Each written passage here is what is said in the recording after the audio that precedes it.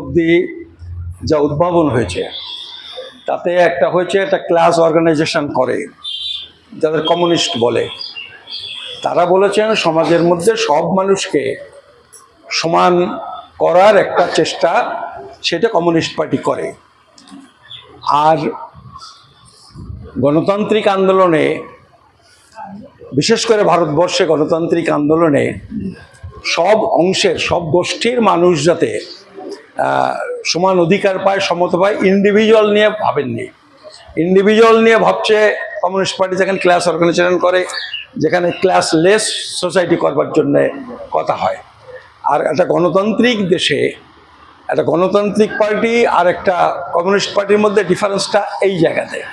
তার গোটা ব্যাপারটা, এই যে রাষ্ট্র ব্যবস্থা, কমিউনিস্টরা কি বলে, আমি সিপিএমের কথা বলছি না, মার্কসের কথা যদি বলেন, মার্কস বলছে একটা বুর্জুয়া রাষ্ট্রযন্ত্র দখল করে সেইটে ওয়ার্কিং ক্লাসের জন্য ব্যবহার করা যায় না, পক্ষে ব্যবহার করা যায় না।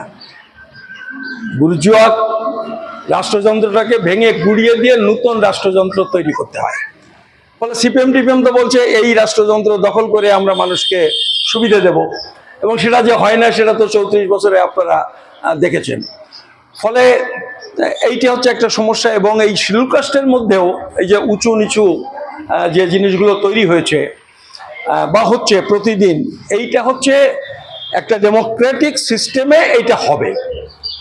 বাবা সাহেব যেটা বলেছিলেন, বা আগে এক সময় আপনারা দেখতেন যে জনগণতান্ত্রিক বিপ্লব বলে একটা স্লোগান লিখত, যেটা আসলে বুর্জুয়া গণতান্ত্রিক বিপ্লব।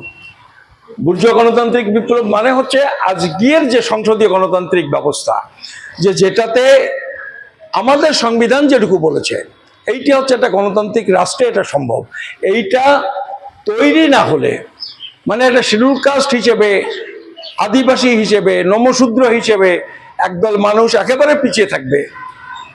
ধর্মের কারণে একটা অংশ একেবারে পিছিয়ে থাকবে, তারা সাধারণ গণতান্ত্রিক অধিকার পাবেন না। এইটা ওই ক্লাসলেস সোসাইটি তৈরি করার ক্ষেত্রে একটা বড় অন্তরায় হয়। ফলে আম্বেদকর যে গণতন্ত্রের কথা বলেছিলেন, সেটা আসলে একটা ক্লাসলেস সোসাইটি হওয়ার একটা পদক্ষেপ। ফলে যেহেতু এটা গণতান্ত্রিক ব্যবস্থা, এই জায়গাতে এই ডিফারেন্সগুলো থাকবে, এটা কিছু করার নাই।